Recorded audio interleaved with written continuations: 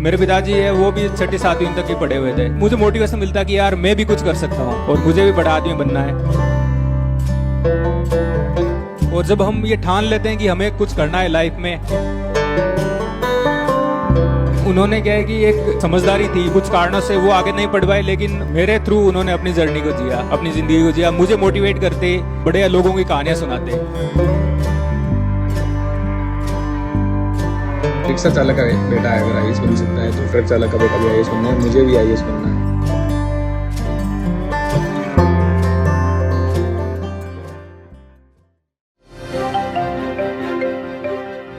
दोस्तों, मुझे transport sector की रिपोर्टिंग करते हुए 15 साल से ज़्यादा का समय हो गया और इस दौरान मैंने सैकड़ों हज़ारों ड्राइवरों से बात करी होगी और उनसे कई बार मैंने पूछा कि आप क्या अपने बच्चों को, अपने बेटे को ड्राइविंग लाइन में लाना चाहते हैं। तो मुझे नहीं याद कि किसी भी ट्रक ड्राइवर भाई ने ये कहा हो कि मैं अपने बच्चे को ड्राइवर बनाना चाहता हूँ। हर कोई अपने बच्चे को एक बेटर करियर देना चाहता है, कम से कम ड्राइविंग लाइन से बेटर ज़िंदगी वो अपने बच्चों को देना चाहता है। लेकिन बहुत कम ऐसे ट्रक ड्राइवर होंगे जिन्होंने ऐसा कहा हो कि मैं अपने बच्चे को एक आईएएस ऑफिसर बनाना चाहता हूँ या मैं एक बहुत बड़ा अफसर अपने बच्चे को बनाना चाहता हूँ। जी हाँ, आज हम बात करेंगे आज की इस ग्राउंड रिपोर्ट में एक ऐसे ट्रक ड्राइवर की जिसने अपने बच्चे को, जी हाँ, अपने बच्चे को पढ़ा लिखा कर एक आईएएस ऑफिसर बना दिया। और आज हम उनकी बात क्यों कर रहे हैं वो आपको ग्राउंड रिपोर्ट में पता लगेगा। लेकिन ये पूरी ग्राउंड रिपोर्ट किसी भी बच्चे के लिए या किसी भी बाप के लिए बेहद सुनना जरूरी है। आप भी सुनिएगा। शुरू करते हैं आज की खास ग्राउंड रिपोर्ट एक छोटे से कमर्शियल के बाद। दोस्तों, मैं जानता हूं कि ट्रांसपोर्ट के कारोबार में ढेरों चिंताएं हैं, लेकिन अब कम से कम अपनी गाड़ी के बीमे की चिंता छोड़ दें। प्रीमियम आपको सबसे कम मिलेगा, पॉलिसी में किसी तरह की कोई कमी नहीं होगी और क्लेम हॉटलाइन की सुविधा 24 घंटे मिलेगी। बस गाड़ी की आरसी और पुरानी बीमा कॉपी ट्रांसपोर्ट मॉल ऐप में डालें या 90-831-90-831 पर व्हाट्सएप कर दें तो गाड़ी का बीमा सिर्फ और सिर्फ ट्रांसपोर्ट मॉल से। ट्रांसपोर्ट टीवी पर आपका स्वागत है दोस्तों, मैं हूं मनिंदर सिंह और आप देख रहे हैं ग्राउंड रिपोर्ट।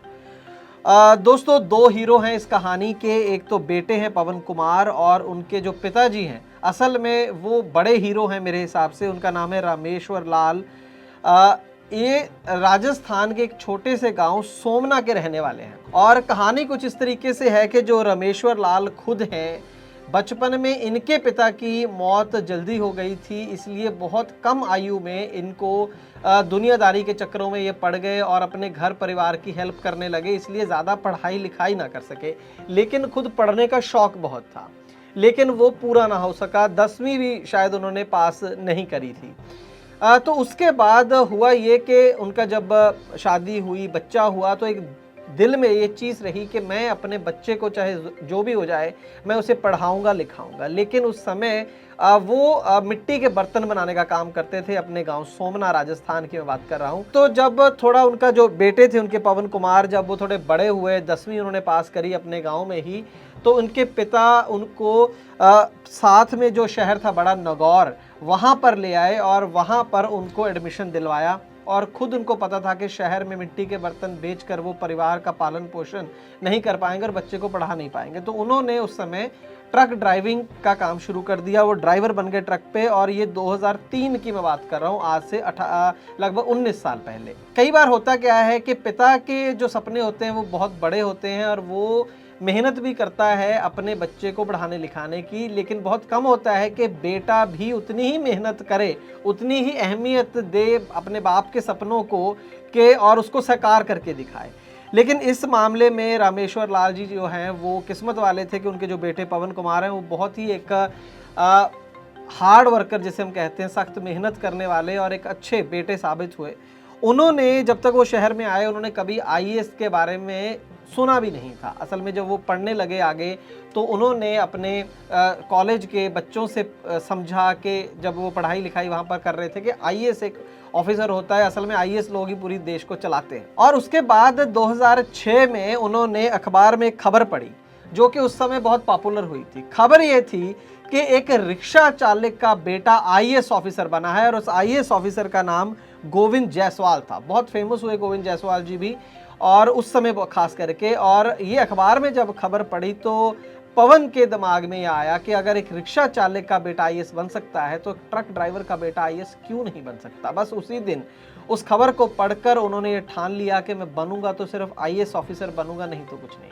तो उस दिन से उन्होंने जो अपनी पढ़ाई थी, अपनी मेहनत थी, वो दुगनी चौगनी कर दी और वो इस लगन में लग गए। तो इसके बाद 2018 में, उसके बाद लगभग इस पूरी बात को 12 साल गुजर गए उस खबर पढ़ी हुई को, लेकिन उनके दिल में से वो बात गई नहीं। 2018 में उन्होंने जो था राजस्थान एडमिन सर्विस क्लियर कर लिया। जैसे एक राज्य स्तर पर टेस्ट होता है, पंजाब का पीसीएस होता है, हरियाणा का एचसीएस होता है, उसी तरीके से राजस्थान के अंदर आरएएस ऑफिसर होते हैं। उसमें 308 रैंक पवन जी ने लिया और एक आरएएस ऑफिसर बन गए, लेकिन जो लक्ष्य था वो था आईएएस। अगर आपकी गाड़ी से कोई डाला मांग रहा है तो ट्रांसपोर्ट मॉल ऐप के हेल्पलाइन सेक्शन में जाकर हमसे अभी संपर्क करें, जिसके लिए आपको डाउनलोड करनी होगी ट्रांसपोर्ट मॉल ऐप। और आईएएस वो इसके बाद 2 बार टेस्ट तो क्लियर कर जाते हैं, लेकिन इंटरव्यू में वो पास नहीं कर पाते। और तीसरे अटेम्प्ट में 2021 में 551वां रैंक लेकर वो यूपीएससी का जो एग्जाम होता है आईएएस ऑफिसर बनने के लिए, उसको पास कर लेते हैं और एक आईएएस ऑफिसर बन जाते हैं।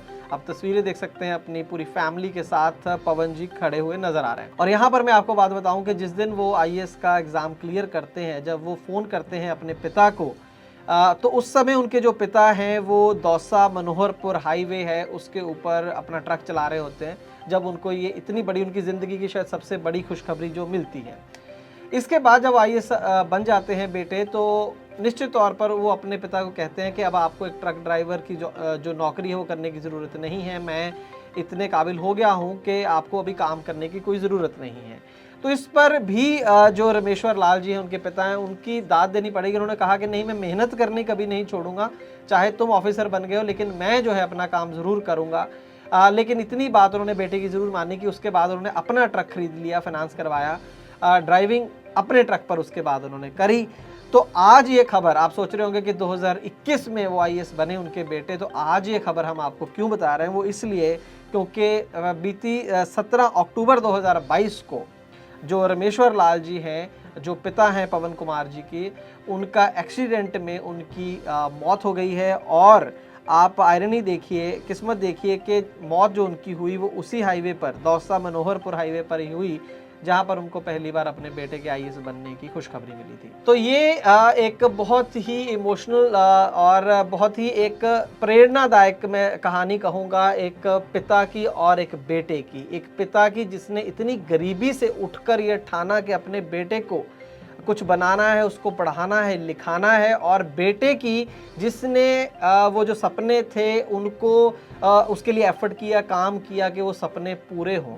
इतने कम पढ़े लिखे थे रमेश्वर लाल जी, बावजूद इसके उनकी सोच बहुत बड़ी थी। ना सिर्फ वो अपने बच्चे को अपने पास बैठकर पढ़ाते थे, बताया जाता है, बल्कि वो उनको कहानियाँ सुनाते थे दुनिया के बहुत कामयाब लोगों की, उनकी मोटिवेशनल स्टोरीज उनको सुनाते थे या वीडियोस दिखाते थे। वो पूरी उन्होंने अपने बच्चे के लिए ना सिर्फ फीस दी स्कूल की, कहने का मतलब टाइम भी दिया, उनकी जो सोच थी वो कैसे बड़ी हो उसके ऊपर भी उन्होंने काम किया। आज इस मौके पर ट्रांसपोर्ट टीवी की टीम की तरफ से ये एक श्रद्धांजलि है एक ट्रक ड्राइवर को, एक बेहद अच्छे इंसान जो थे रमेश्वर लाल जी को। हम तो कामना करेंगे कि और भी जो इस लाइन में ड्राइवर भाई हैं वो कोशिश करें अपने बच्चों को बढ़ाने की, और उनके भी जो सपने हैं वो साकार हों।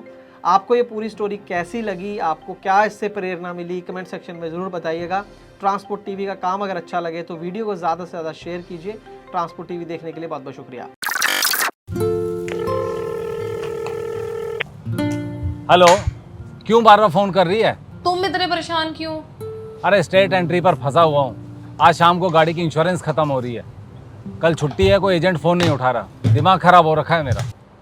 रोज ट्रांसपोर्ट टीवी देखते हो ना, ट्रांसपोर्ट मॉल ऐप से ले लो। अरे हाँ, ट्रांसपोर्ट मॉल पर क्या वो छुट्टी वाले दिन बीमा देते हैं? ट्रांसपोर्ट मॉल वाले छुट्टी वाले दिन भी पॉलिसी देते हैं, बस आरसी और पॉलिसी की फोटो उनकी ऐप पर अपलोड करनी है।